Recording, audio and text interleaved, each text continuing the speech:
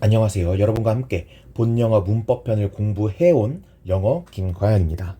지난 시간에 prepositions 강의를 마지막으로 해서 본영어 문법편에 대한 강의가 모두 끝났습니다.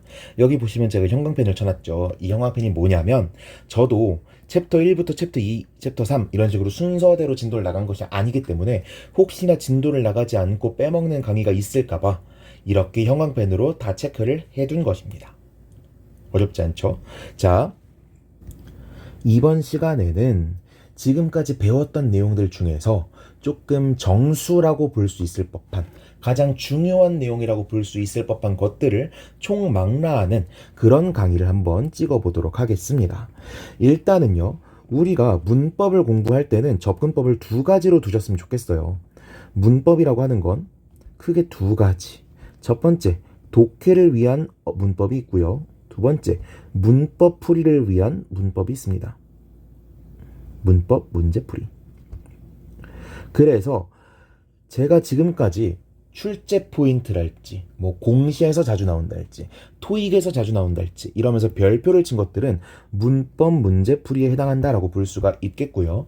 제가 이 강의에서 조금 앞부분에 포진시켜놨던 챕터들, 얘네들은 독해를 위한 강의에 문법에 해당한다고 보실 수가 있겠습니다. 물론 상당수는 둘이 오버랩되는 경향이 있지만 굳이 나눠 놓으면 이렇게 볼 수 있다는 거예요. 오케이? 그렇다면 우리가 독해를 위한 문법이다 라고 부를 법한 건 무엇이 있겠느냐? 당연히 문장을 해석할 때 필요한 거. 해석을 하려면 뭘 할 수 있어야 돼요? 문장의 구조를 볼 수 있어야겠죠? 이런 것들과 관련된 것들입니다. 그래서 제가 맨 처음에 설명드렸던 게 뭐예요? 문장의 형식이죠. 이 문장의 형식이라고 하는 건 영어 문장을 100% 정확하게 담아내는 도구가 아니라고 했습니다. 우리가 문장을 전부 다 열어놓고 모든 문장을 똑같은 하나의 데이터로서 접하려고 하면 머릿속에 정리가 잘 안 돼요. 그래서 우리는 형식이라고 하는 5개에서 7개의 패턴으로 모든 영어 문장을 억지로 가둬놓는 겁니다. 여기에 딱 안 맞아 떨어지는 것들도 있죠. 그럼에도 불구하고 그냥 억지로 다 가둬놓는 거예요. 그리고 우리는 이 5개에서 7개의 틀을 통해서 문장들을 보는 겁니다. 제가 7형식을 소개는 해드렸지만 제 강의는 기본적으로 5형식 틀을 사용하고 있고요. 이 5형식 틀은 어떻게 생겼죠? 1, 2, 검은색으로 쓸게요. 1, 2, 3, 4, 5형식. 이런 식으로 쓸 수가 있었죠. 모든 문장에는 주어와 동사가 있고요. 그리고 나서 이 동사가 어떤 동사냐에 따라서 뒤에 따라오는 것들이 달라진다라고 했습니다.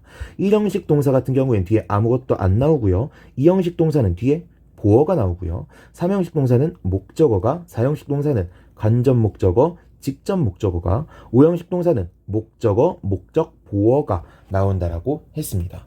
그래서 특정한 동사가 특정한 요소를 가져와 특정한 동사가 자기의 의미를 완벽하게 해주기 위해서 자기를 보충해주는 녀석들을 가져와 라는 의미에서 동사가 가져오는 이러한 성분들을 저는 보, 충, 라고 부른다고 했습니다. 여기까지 됐죠? 이러한 보충어의 유형에 따라서 문장이 다양하게 변하기 때문에 본영어 문법편에서도 제일 맨 앞에 이 문장의 패턴들을 다루고 있는 겁니다. 그래서 1형식, 2형식, 3형식, 4형식, 그리고 5형식이 나와 있었던 거고요. 중간중간에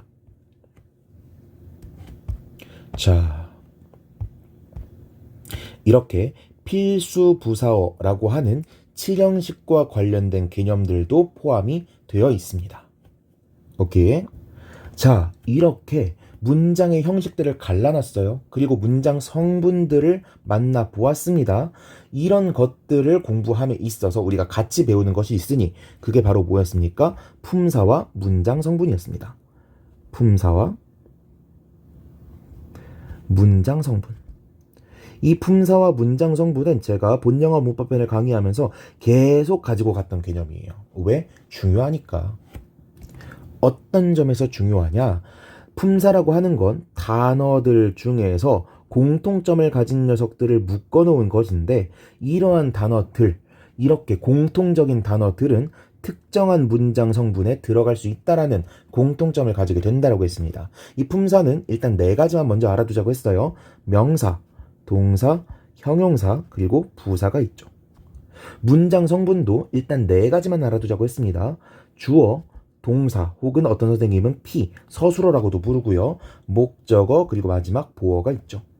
그래서 각각의 품사가 각각의 문장 성분 어디에 들어가는지를 아는 게 중요하다고 말씀을 드렸고, 그걸 한번 매칭을 해보면 명사는 주어 자리와 목적어 자리와 마지막 보어 자리에 들어갈 수 있었고요. 동사는 동사 자리에 들어갈 수 있었고요. 형용사는 보어 자리에 들어갈 수 있었고요. 부사는 아무데도 못 들어간다라고 정리를 했었습니다. 그리고 나서 이렇게 형용사와 부사 같은 녀석들을 따로 묶어서 우리는 뭐라고 부른다? 수, 식, 라고 부른다고 배웠고, 둘이 수식해주는 대상이 서로 다르다라고 말씀드렸습니다. 형용사는 누굴 꾸며주고 명사를 꾸며주고요. 부사는 누굴 꾸며주고 명사 빼고 다 꾸며준다 그랬죠. 명사 빼고 다가 누군데? 여기에서 보시면 된다 그랬어요. 명사 빼고 다니까 동사 꾸며줘, 형용사 꾸며줘, 부사 꾸며줘, 플러스로 모두 꾸며줘, 절도 꾸며줘. 이렇게 정리를 할 수가 있었죠. 그러면 여기까지만 정리를 하더라도 문장을 어떻게 구성해야 되는지에 대한 내용이 다 나온 겁니다. 이 다음에 우리가 알았어야 되는 내용이 뭐냐? 지금 명사는 주, 목, 보, 동사는 동사 이런 식으로 품사마다 들어가는 자리들을 명시해 놨잖아요. 그 다음에 우리가 해야 되는 것들은 실제로는 명사가 아니지만 명사로 쓰이는 것들, 실제로는 형용사가 아니지만 형용사로 쓰이는 것들, 이런 것들을 정리하는 작업이었습니다. 그것들 중에서 우리가 가장 먼저 공부했던 것이 바로 준, 동, 사라고 하는 개념이었어요. 이 준동사라고 하는 개념을 우리는 뭐라고 배웠다? 동사를 다른 품사로도 사용하고 싶어서 사용하는 게 준동사다라고 배웠습니다. 그래서 품사를 엄격하게 논해보자면 동사이지만 형용사처럼 쓰였으면 형용사적 용법, 부사적으로 쓰였으면 부사적 용법, 명사적으로 쓰였으면 명사적 용법, 이렇게 땡땡적 용법이라고 하는 이름들을 붙여놨었죠. 오케이. 준동사들 한번 나열해 볼까요? 준동사는 크게 세 가지가 있었습니다. 첫 번째, 투 부정사가 있고요. 두 번째, 동명사가 있었고요. 세 번째, 분사라고 하는 녀석이 있었는데 이 분사는 또 두 가지 종류로 나뉘죠. 한 개는 현재 분사고 두 번째는 과거 분사 PP였습니다. 자, 이렇게 나눠놓고 나면은 우리가 지금 뭘 매개로 문장의 구성을 보고 있다고요? 품사와 문장 성분을 매개로 보고 있다 그랬죠? 준동사를 공부하는 이유도 뭐라 그랬어요? 동사를 다른 품사로 쓰고 싶어서 쓰는 거라 그랬잖아요. 즉, 준동사를 공부할 때에도 우리는 뭐를 매개로 봐야 된다? 각각의 준동사가 어떤 품사로 쓰일 수 있는지를 매개로 보아야 한다. 그래서 투부정사 같은 경우에는 용법이 3개나 있었습니다. 첫 번째 명사적 용법, 두 번째 형용사적 용법, 세 번째 부사적 용법. 동명사 같은 경우에 용법이 하나밖에 없었습니다. 그게 뭐예요? 명사적 용법. 분사 같은 경우엔 기본적으로 형용사적 용법밖에 없다라고 설명하지만 분사구문이라는 녀석이 있기 때문에 부사적 용법도 있다라고 설명을 할 수 있었습니다. 그쵸? 자, 그렇다면 이 용법들이 뭐가 중요한 것이었냐? 또 말을 되풀이하는 겁니다. 명사적 용법으로 사용되는 녀석들은 문장 내에서 뭐로 쓰이는 거예요? 명사적 용법이니까 주, 목, 보로 사용된다는 거고요. 형용사적 용법으로 사용되는 녀석들은요? 명사를 수식해주거나 형용사니까 보어 자리에 들어갈 수 있다는 거겠죠. 부사적 용법으로 사용되는 녀석들은 뭐예요? 문장 내에서 아무런 기능도 하지 못한다라는 뜻이겠네요. 여기까지 정리가 되셨죠? 준동사 외에도 우리가 연결장치라고 부르는 녀석들을 통해서도 또 다른 품사의 기능을 할 수가 있다라 그랬는데요. 연결장치는 크게 종류가 두 가지가 있었습니다. 첫 번째, 뒤에 명사를 가져오는 녀석. 두 번째, 뒤에 절을 가지고 오는 녀석. 명사를 가지고 오는 연결장치를 우리는 전, 치, 사라고 불렀고요. 절을 가지고 오는 연결장치를 우리는 접, 속, 사와 두 번째 WH 단어라고 불렀습니다. 그리고 이 WH 단어는 다시 한번 나눠져 가지고요. 크게 두 가지, 의, 문, 사와 관, 계, 사로 나뉜다는 걸 알 수가 있었죠. 여기까지 됐습니까? 전치사 다음에는 항상 명사가 온다라고 해서 우리는 전치사 플러스 명사를 전명구라고도 부르고요. 제가 강의에서 조금 더 선호했던 표현으로는 전치사구라는 용어로도 불렀었죠. 이 전치사구 혹은 전명구는 문장 내에서 어떻게 쓰이냐? 형용사적으로 사용되거나 부사적으로 사용된다고 했습니다. 여기서 중요한 거는 전치사가 형용사나 부사로 사용되는 게 아니라 전치사구가 형용사나 부사로 사용된다라는 거, 여기까지 짚고 넘어가시면 되겠습니다. 여기까지 놓고 보니까 지금 우리가 단어의 품사에 대해서 공부를 했는데 단어만이 아니라 단어와 단어가 모여서 생기는 거 혹은 단어를 변형해서 생기는 준동사나 이런 연결장치 표현들까지도 품사를 가질 수가 있대요. 그런데 딱 단어만 놓고 보면 투부정사, 사실은 품사로만 따지면 뭐라고요? 동사라 그랬죠. 전치사구, 그냥 품사로만 따지면 뭐예요? 전치사 플러스 명사잖아요. 그런데 얘네를 형용사적이다, 부사적이다 이렇게 이름을 붙이고 있죠. 우리는 실제로는 그 품사일 수도 있고 아닐 수도 있지만 결과적으로 놓고 보니 명사처럼 쓰여, 결과적으로 놓고 보니 형용사처럼 쓰여. 이런 녀석들을 뭐라고 부르겠다? 명사 상당어구 혹은 명사류라고 부르겠다. 즉 땡땡 상당어구 혹은 땡땡류라고 부르도록 하겠고, 저는 김과연 저는 뭐를 더 선호한다? 류라는 표현을 더 선호한다 라고 말씀을 드렸습니다. 됐죠? 자, 이제 접속사에 대해서 다시 알아볼 건데 여기는 필기를 따로 빼려고 글씨를 좀 따닥따닥 붙여서 썼습니다. 일단 접속사입니다. 접속사는 크게 또 두 가지 종류로 나눌 수가 있었어요. 어떤 거? 등, 위 접속사와 종, 속 접속사였죠. 등, 위 접속사는 종류가 몇 개였었죠? 7개였습니다. fan, 보, 이, z 라고 외우자고 했습니다. F는 뭐예요? F는 for 였고요. A는요 and 였고요. N은요 nor 였고요. B는요 but 였고요. O는요 or 였고요. Y는요 yet 이었고요. S는요 so였죠. 이 7가지 단어가 등, 위 접속사로 쓰일 수가 있고요. 하나의 절과 하나의 절을 대등한 관계로 연결해 준다라는 뜻이었습니다. 종속 접속사는 대등한 관계가 아니라 그랬죠. 하나의 절이 이렇게 있으면 또 다른 절을 문장 성분으로 만들어서 이렇게 쏙 집어넣는 게 종속 접속사다라고 말씀을 드렸습니다. 그래서 이렇게 특정한 품사로 만드는 방법이 총 2가지가 있었으니 그것이 뭐였다?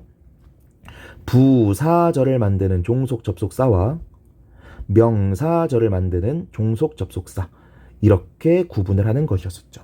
부사절을 만드는 종속 접속사는 너무 많죠. 뭐 because랄지 when이랄지 엄청나게 많습니다. 그런데 명사절을 만드는 종속 접속사는 몇 개 없었습니다. 그게 뭐죠? 첫 번째 that이었고요. 두 번째 whether, if였죠. 접속사 that은 뭐라고 해석이 되죠? 뭐뭐라는 것, 그냥 것만 쓸게요. 것이라고 해석이 됐고요. whether if는 뭐뭐인지 아닌지 뭐뭐지라고만 쓰겠습니다. 그리고 제가 강의 중간중간에 뭐뭐지라고 끝나는 것들은 전부 다 의, 문의 자질을 가지는 것이다 라고 말씀을 드렸고, 반대로 말하면 뭐뭐 것이라고 말을 하는 거는 의문의 자질이 없는 것이다 라고 볼 수가 있겠죠. 그래서 that과 whether if를 구분하는 것도 출제 포인트가 될 수 있다라고 말씀을 드렸습니다. 그리고 whether과 if는 조금 특이하게 지들끼리도 비교하는 문제가 나올 수가 있다라 그랬는데, whether는 웬만하면 다 된다, if는 거의 다 안 된다라고 비교를 하시면 된다라 그랬습니다. if가 가능한 자리는 크게 2가지로만 외우시면 되는데요. 첫 번째는 목적어 자리. 이 목적어도 누구의 목적어? 동사의 목적어 자리. 두 번째는 외치 구문, 가주어, 진주어 구문에 가주어, 진주어 구문에 진주어 자리에만 사용이 가능하다라고 말씀을 드렸습니다. 그 외에는 if절은 출현할 수가 없다라고 보시면 되겠어요. 이렇게 해서 접속사에 대한 개념은 전부 다 정리를 했고요. 두 번째, 우리가 문법 문제에도 정말 자주 나오지만 항상 어려워하는 개념이 있죠. 그게 바로 관계사였습니다. 관계사는요, 사로 끝나는 것으로 보아, 뭐죠? 파란색으로 쓸게요. 사로 끝나는 것으로 보아, 뭐였어? 품사의 개념이었죠. 관계사는 지가 이끌고 있는 관계사절 안에서 무슨 품사로 쓰이냐에 따라서 이름이 달라졌었습니다. 그래서 분류를 해보면요. 첫 번째, 관계 대명사가 있었고요. 두 번째, 관계 부사가 있었고요. 세 번째, 관계 한정사가 있었습니다. 그리고 논외로 사실은 그냥 관계 대명사가 전치사를 달고 나오는 것일 뿐이지만 전치사 플러스 관계 대명사라고 하는 구조를 우리 문법신에서는 따로 독립시켜서 복원하고 있죠. 자, 그래서 이 관계 대명사, 관계 부사, 관계 한정사, 전치사 플러스 관계 대명사가 문장 내에서 어떻게 사용되는지를 보는 것보다 우리 문법신에서는 어느 걸 더 중시했었죠? 관계 대명사 뒤에는 뭐가 오는지, 관계 부사 뒤에 뭐가 오는지, 관계 한정사 뒤에 뭐가 오는지, 전치사 플러스 관계 대명사 뒤에는 뭐가 오는지를 구분하는 게 더 중요한 거였죠. 관계 대명사 뒤에는 명사가 빠진다라는 특징을 가지고 있고 명사는 주어, 목적어, 보어로 사용되기 때문에 관계 대명사 뒤에는 어떤 문장이 온다? 문장 성분이 빠진 불, 완, 전 한 녀석이 온다. 관계 부사는요. 부사류로 사용되는 녀석이고 이 부사류는 필수 문장 성분이 아니기 때문에 얘가 빠진다고 해서 문장의 완전성에는 영향을 끼치지 않는다. 즉 관계 부사 뒤에는 완전한 문장이 온다 라는 걸 개념으로 갖고 있었고 4번부터 보면요. 전치사 플러스 관계 대명사는 마치 뭐랑 비슷하다 그랬죠? 전치사 플러스 명사랑 비슷하다 그랬죠? 전치사 플러스 명사는 문장 내에서 부사로 쓰일 수 있었고 이 부사로 쓰이는 전치사 플러스 명사에서 명사가 관계대명사 위치 따위로 바뀐 것이 전치사 플러스 관계대명사이기 때문에 사실상 전치사 플러스 관계대명사는 뭐랑 비슷하다? 관계부사랑 비슷하다. 관계부사랑 비슷하기 때문에 뒤에는 부사 상당 어구가 빠질 것이고 얘는 문장 성분이 아니라는 공통점도 가지고 있으니 관계 부사뿐만 아니라 전치사 플러스 관계 대명사 뒤에도 어떤 문장이 온다? 완전한 문장이 온다 라고 분석을 할 수가 있겠습니다. 마지막으로 관계 한정사는요 크게 종류가 세 가지로 볼 수가 있는데 첫 번째는 관계 한정사 whose입니다. 이 whose는 우리가 소유격 관계 대명사라고 더 많이 부르고는 있지만 품사적으로 따졌을 때는 관계 한정사에 가깝다라고 설명을 드렸고요. 두 번째, 관계 한정사 which가 있고요. 마지막 관계 한정사 what이 있습니다. 일단 what은 제껴놓고 관계 한정사 whose와 which만 보게 되면요. 이 한정사라고 하는 개념에 대해서 알아야 이 두 개념에 대해서도 이해를 할 수 있다라 그랬는데 이 한정사는 문장 성분으로서 기능하는 품사입니까? 아니면 명사구 안에 갇혀있는 녀석입니까? 명사구 안에 갇혀있는 녀석이었죠. 그래서 명사구의 구조를 제가 항상 설명을 드렸는데요. 한, 수, 명, 수. 명사구는 명사가 주인공인 구니까 명사는 항상 등장을 해줘야 되고요. 그 앞에 한정사라고 하는 녀석이 나올 수도 있고 안 나올 수도 있는데 이 한정사 자리를 차지하는 녀석이 누가 있느냐? my, his와 같은 소유격 혹은 on, the와 같은 관사, this나 that과 같은 지시형용사가 있다라고 했습니다.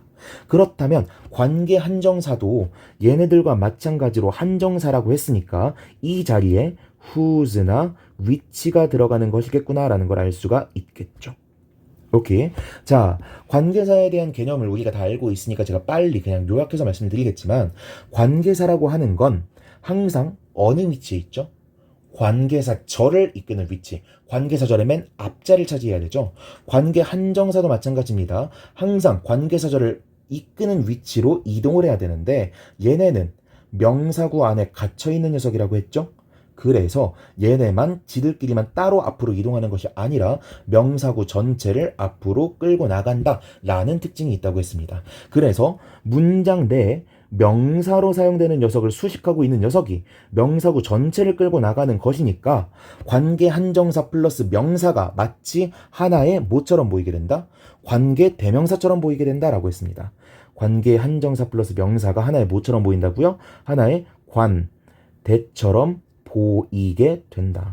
그래서 whose나 which 플러스 명사를 하나의 관계 대명사로 분석을 하고 보면 앞에 관계 대명사처럼 뒤에는 뭐가 빠지게 된다? 명사 하나가 빠지게 된다.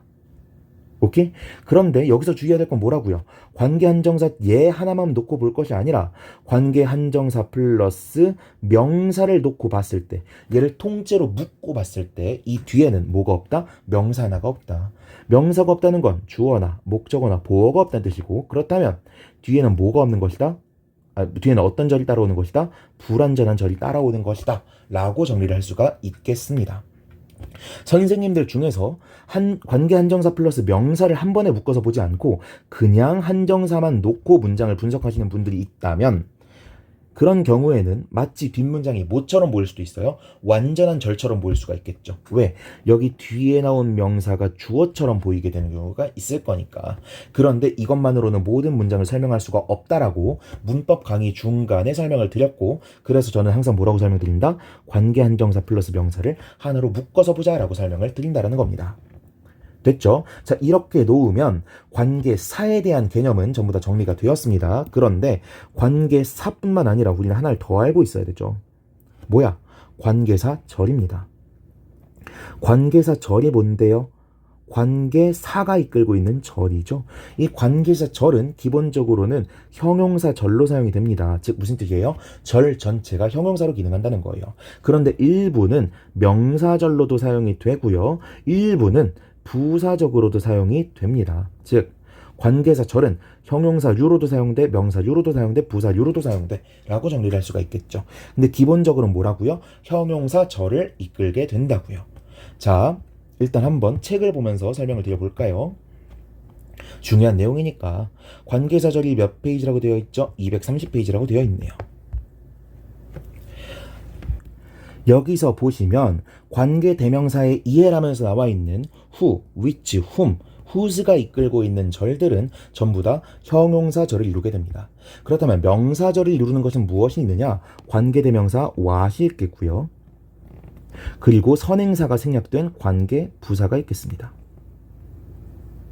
그렇다면 부사절로 사용되는 관계사절은 무엇이 있느냐? 복합 관계사절이 있겠습니다. 이 내용들은 뒤에서 배운 것들이니까 그냥 한번 눈으로 스키밍만 한번 해볼게요.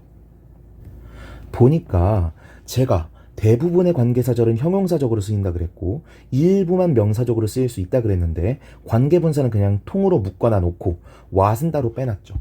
자, 얘네들의 구도를 보면 시험 문제가 보이는 겁니다. 형용사적으로 사용되는 who니, which니, 그리고 대신이 하는 것들과 누구를 비교할 수 있겠어요? what을 비교할 수 있겠죠. 형용사적으로 사용된다는 거 뭐예요? 명사를 꾸며주는 역할을 한다는 거고, 명사적으로 사용된다는 건 뭐예요? 문장 내에 주어, 목적어, 보어 자리에 들어간다는 거잖아요. 그 비교를 여기서 하고 있네요. 그쵸? what 같은 경우엔 명사절을 이끌고 있다 보니까 문장 내에서 보어 역할을 하고 있고 주어 역할을 하고 있고 목적어 역할을 하고 있는 게 보이네요. 반면에 그냥 관계사, 일반적으로 형용사절을 이끄는 관계사 같은 경우에는 앞선 명사를 꾸며주는 기능을 하고 있죠.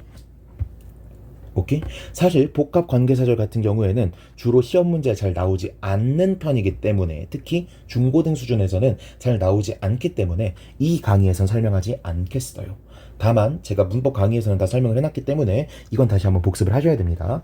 그리고 다시 한번 이렇게 쭉 펼쳐놓고 보니까 뒤에 절을 이끌고 오는 녀석들, 접속사와 관계사가 있다고 그랬죠. 그런데 관계사도 형용사절, 명사절로 쓰여.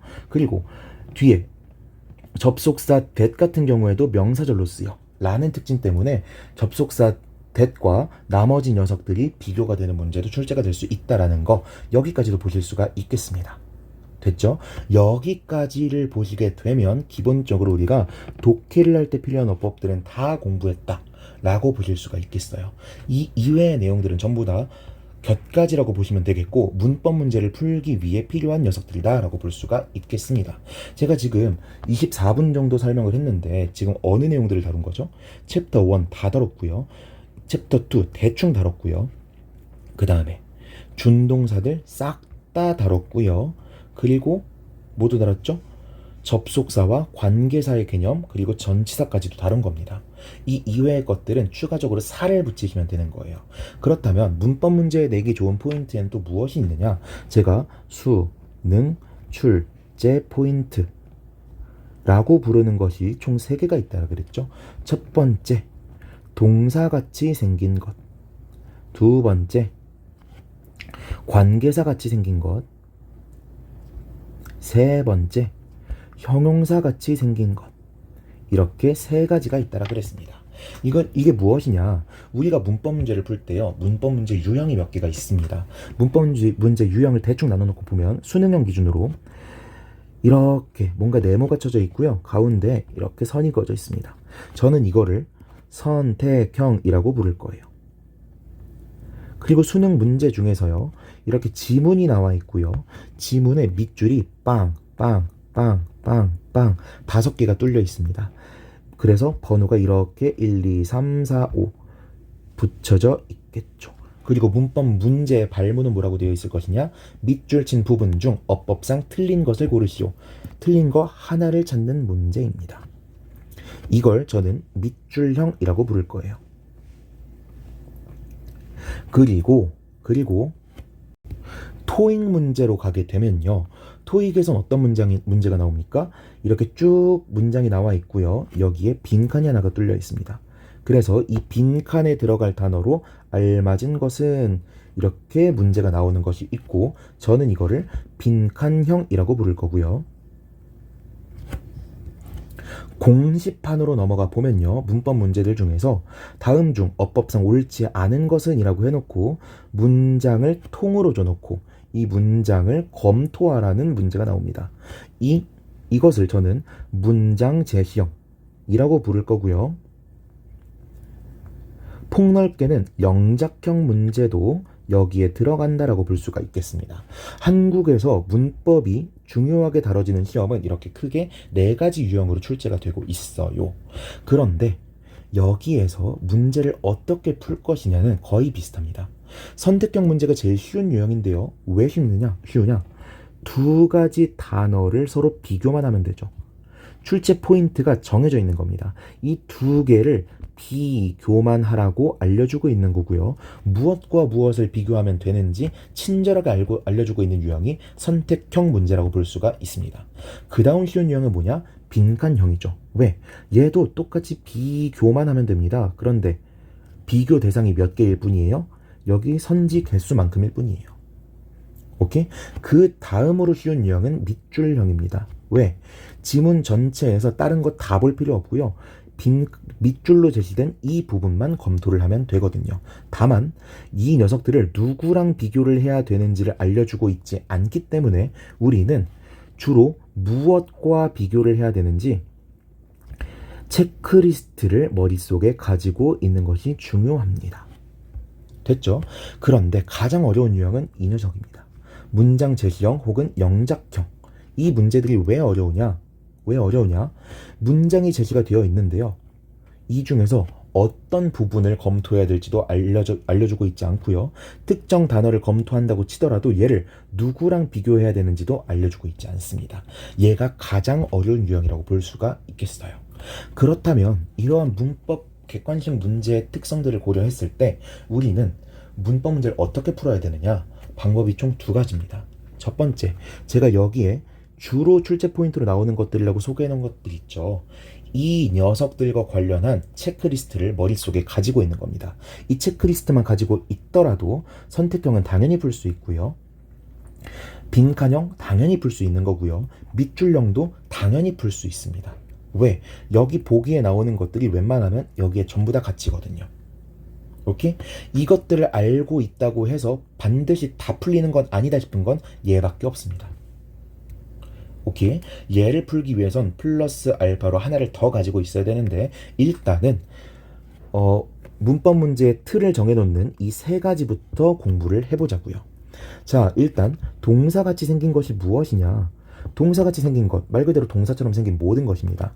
우리가 동사 비스무리하게 생긴 것, 준동사든 본동사든 그런 것들을 발견하게 되면 일단 제가 나열해드리는 체크리스트를 먼저 검토하시는 거예요.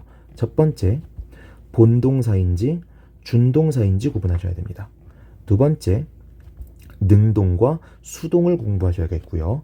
세 번째, 수일치를 공부하셔야 되겠습니다. 그리고 나서 이 메이저 포인트들을 전부 다 검토를 하셨는데 답이 안 나왔다. 그러면 앞에 사역동사나 지각동사 등이 있는지를 검토함으로써 원형 부정사, 즉 동사 원형이 사용되어야 되는 것은 아닌지를 살펴보셔야겠고요. 그 다음 대동사인지 아닌지 여부를 확인하셔야겠고, 마지막으로 문장의 시제를 검토하셔야 됩니다. 이 시제는 보통 대과거인지 아닌지 여부를 물어보게 됩니다. 이것들만 검토를 하셔도요, 동사처럼 생긴 것들은 전부 다 푸실 수 있다, 거의 다 푸실 수 있다라고 보실 수가 있겠어요. 두 번째, 관계사 같이 생긴 것은요, 뭐랑 비교하는 거겠어요? 관계사들끼리 비교하는 것일 수도 있고, 플러스 접속사랑 비교하는 것일 수도 있겠죠. 이것들은 어떤 식으로 구분하시면 되냐면, 이 관계사처럼 생긴 녀석의 앞, 뒤를 구분하는 활동을 하시면 됩니다. 이 앞에 선행사나, 그냥 선행사로 묶어 부를게요. 앞에 명사가 있느냐 없느냐, 뒤에가 완전하냐 불완전하냐, 이것들을 중점적으로 보시면 되겠습니다. 마지막 세 번째, 형용사 같이 생긴 것은요, 얘가 형용사인지 부사인지, 그리고 부사로 사용되었다면 얘가 비교급 강조인지 아니면 일반적인 강의어 very와 같은 부사인지, 이것만 구분하시면 되겠고요. 형용사인지 부사인지 구분하는 문제는 대부분 보어 자리에 있는지 보어 자리가 아닌지를 구분하면 된다라고 보시면 되겠습니다. 그래서 이 체크리스트를 머릿속에 담아두고 있다면 문제를 어떻게 푸시면 되느냐, 일단 얘네들은 그냥 푸시면 되겠죠. 그냥 푸시면 되는 겁니다. 얘네가 동사같이 생긴 거다? 그럼 얘네들 판단하셔가지고 비교하시면 되겠고, 뭐 밑줄형이다? 얘네들 혼자 생각해 보시면 되겠고, 쉽습니다. 문제는 문장 제시형이죠. 문장 제시형의 경우에 문장이 이렇게 쭉 있을 거예요. 그럼 어떻게 풀면 돼요? 여기에 동사같이 생긴 것이 있다? 동그라미 쳐놓는 겁니다. 관계사같이 생긴 게 있다? 동그라미 쳐놓는 거예요. 형용사처럼 생긴 게 있다? 동그라미 쳐놓는 겁니다. 내가 알아서 체크 포인트를 전부 다 정해놓는 거예요. 그래서 이 포인트들마다 지금 제가 가지고 있는 이 체크리스트를 따다다다다다 따다다다다다 따다다다다다 검토를 해보시는 겁니다. 됐죠? 그러면 이것만 가지고 있으면 문제가 다 풀리느냐? 그건 아니죠. 공시나 편입시험에서 나오는 이런 문장 제시형 문제를 풀 때에는 한 가지를 더 하셔야 됩니다. 그게 뭐냐? 어휘적으로 만드는 것들, 구문적으로 만들어지는 것들을 따로 머릿속에 가지고 있으셔야 되는 겁니다. 저는 대부분의 공시생 분들이 이것을 잘 하셔야 된다고 보는데, 공시생 분들은요, 제가 그냥 교재를 추천을 해버릴게요. 심우철 선생님이 지으신 문, 풀, 전 이라는 교재가 이러한 문제풀이에 정말 특화되어 있고, 저는 이 교재를 따로 사서 봤는데 정말 감탄을 금치 못했습니다. 예를 들면 교재가 이런 식으로 써져 있어요. 지문 내에서 until이 보인다. until이 보였을 때는 1번, 2번, 3번을 검토해라. 문장 내에서 so가 보인다. such가 보인다. 문장 내에서 이거를 검토해라. 이런 식으로 제가 지금 동사같이 생긴 거, 관계사같이 생긴 거, 형용사같이 생긴 거에 대해서 만든 매뉴얼처럼, 체크리스트처럼 각 어휘별로 체크리스트를 다 정리해 놓으셨어요. 이거를 반복해서 공부를 하시면 되는 겁니다. 됐죠? 어렵지 않죠? 자, 이렇게 해서 지금 약 30분 정도가 지났는데요. 이 짧은 시간 동안 제가 한 게 뭐죠? 문법을 크게 독해를 위한 문법과 문법 문제풀이를 위한 문법으로 나눠 놓았고요. 그 다음 독해를 위한 문법이 무엇인지를 나열했습니다. 그게 뭐였어요? 문장의 형식과 품사와 문장 성분, 이로 말미암아 우리가 공부해야 되는 준동사 개념과 연결장치 개념, 이 연결장치 개념이 어떻게 비교가 되는지에 대해서 알아보았고요. 이것들을 중점적으로 해서 주요 출제 포인트를 알아보았습니다. 이 주요 출제 포인트를 어떻게 풀면 되는지 체크리스트를 한번 확인해 보았고요. 체크리스트를 어떻게 문법 문제 풀이에 접목시키면 되는지도 알아보았습니다. 그리고 마지막으로 얘네만으로는 풀리지 않는 어휘적인 것들, 즉 문장 제시형에서 봐야 되는 것들을 어떻게 공부하시면 되는지도 정리를 해드렸어요. 이렇게만 하더라도 여러분들은 문법 공부를 어떻게 더 뻗어나가야 되는지를 알아내실 수가 있을 겁니다. 왜죠? 제가 지금 대략적인 틀은 잡았지만 세세한 내용에 대해서는 잘 언급하지 않았죠. 능동과 수동에 대해서 언급하지 않았고요. 수일치에 대해서 언급하지 않았고요. 사역동사와 지각동사에 대해서 언급하지 않았습니다. 이 부분들은 여러분들이 어떻게 해야 돼요? 본영어 문법편을 다시 한번 공부하시는 겁니다. 내가 능수동 구분을 잘 못하는 것 같아? 그럼 어떻게 하면 되죠? 목차를 또 펴보는 거예요. 목차에서 voice라고 나와 있는 부분 챕터 4를 보시면 되겠죠? 챕터 4 50페이지로 넘어가 보겠습니다. 태라는 것은 무엇인지 여기에 쭉 설명이 되어 있네요. 그럼 이거 쭉 공부하시면 되는 거예요. 그리고 제가 C 몇 페이지라고 하면서 중간중간에 페이지 넘버링을 다 해드렸었죠. 이 페이지로 넘어가가지고도 공부를 하시는 겁니다. 공부를 이런 식으로 발췌독식으로 뻗어나가면서 공부를 하시면 되는 거예요. 오케이? 내가 수일치가 좀 약해? 그럼 어떻게 하면 되죠? 수일치와 관련된 챕터를 보시면 되죠. 뭐죠? 챕터 11이네. 챕터 11 보니까 명사와 관사와 일치, 수일치가 나와 있잖아요. 146쪽으로 가보죠. 146쪽 보니까 명사의 분류에 대해서 나와 있는데 제가 여기서 뭐라고 설명드렸어요? 명사는 셀 수 있는 명사와 셀 수 없는 명사로 구분하고 있는데 우리한테 더 중요한 건 뭐다? 단수명사와 복수명사의 구분이다. 셀 수 없는 명사는 단수로 묶어가지고 한 번에 살펴보면 된다라고 말씀드렸죠. 그리고 쭉 뒤에 넘어가 보니까 주어 동사의 수일치가 나와 있네요. 그래서 이 부분 다시 한번 공부하시면 되겠죠. 사역동사, 지각동사 나와 있네요. 그리고 원형부정사가 나와 있죠. 이건 또 어디서 공부하면 돼? 어디서 공부하면 되죠? 18페이지 잠깐 넘어가 볼까요? 여기 주어, 동사, 목적어, 보어가 나와 있죠. 이 녀석들과 관련된 게 오형식이었으니까 일단 이것부터 공부를 하시는 겁니다. 그리고 나서 목적 보호로는 투부정사, 원형부정사, 현재분사, 과거분사도 올 수 있다 라고 내용이 나오고 여기 페이지 추천이 되어 있네요. 또 여기로 넘어가 보시는 거예요. 30페이지로 넘어가 보면 목적 보호의 주요 형태들이 나와 있고 여기에 원형부정사를 취하는 녀석들이라고 하면서 사역동사와 지각동사가 나와 있잖아요. 그렇죠? 이런 식으로 하나하나 뻗어나가시면서 공부를 하시는 겁니다. 됐죠? 자, 관계사와 접속사, 그리고 관계사 내에서도 관계대명사, 관계부사, 그리고 전치사 플러스 관계대명사, 관계한정사를 비교하는 문제가 나올 수 있겠죠. 이런 것들은 또 어떻게 하시면 돼요? 또 관계사 파트로 넘어가시면 됩니다.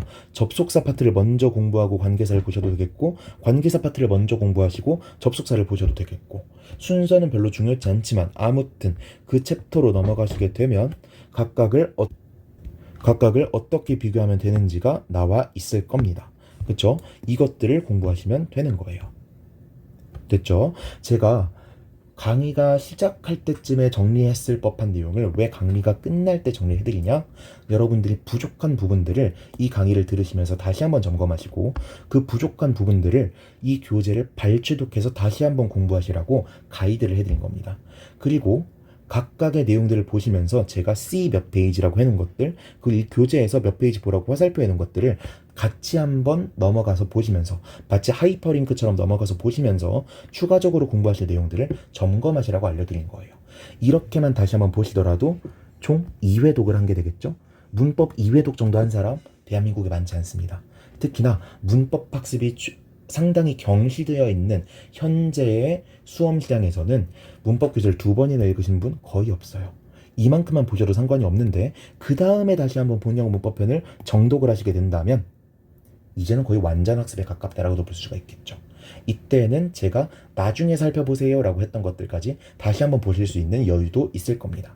그리고 제가 설명을 잘 못했던 것들, 제가 설명하지 않았던 것들도 예문들을 보시면서 다시 한번 정리하실 수가 있을 거예요. 아시겠죠?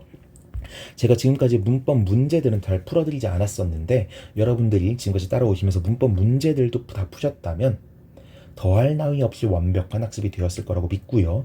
여기에서 문법과 구문을 조금 더 나아가고 싶다? 그러면 본영어 문법 적용편 이라고 하는 교재를 따로 사서 풀어보시거나 천일문과 같은 구문 교재를 사서 풀어보시면 도움이 될 것 같습니다. 제가 지금은 천일문 기본은 찍다가 말았고요. 천일문 완성은 완강을 해놓은 상태이니 완성이 필요하신 분들은 보시면 되겠고 본영어 문법편을 보시고 나서 완성으로 바로 넘어가면 조금 어려울 수 있으니 기본이나 핵심을 먼저 보시는 것을 강추드리겠습니다. 이렇게 해서 본영어 문법편에 대한 강의를 모두 마치도록 하겠고요. 제가 강의 중간중간에 뭐 의문문이랄지 의문사랄지 하는 녀석들은 특강으로 찍겠다고 언급드린 부분이 있었는데 그거를 본영어 문법편에 대한 파이널 특강으로 껴넣을지 아니면 독자적인 문법 강의로 껴넣을지는 조금 고민해보고 나서 여러분들께 강의로 올려드리도록 하겠습니다. 이상 본영어 문법편 종강하도록 하겠습니다. 여기까지 따라오신 분들 모두 수고 많으셨습니다. 수고하셨습니다.